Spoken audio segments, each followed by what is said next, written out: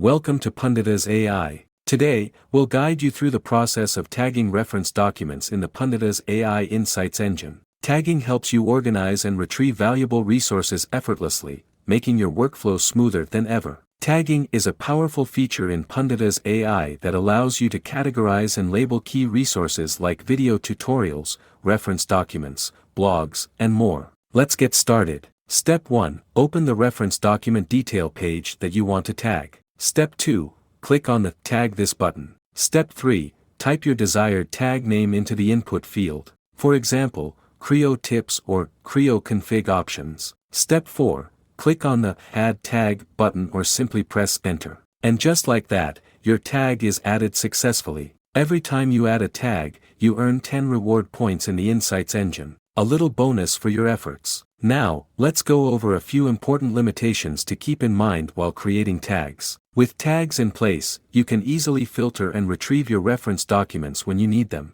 It's a simple yet effective way to keep your insights organized. That's it. You're now ready to tag your reference documents in Punditas AI's Insights engine. Start tagging and take control of your knowledge management journey today. For more information, connect with us on LinkedIn, Facebook, and Twitter, or email us at contact@punditas.com.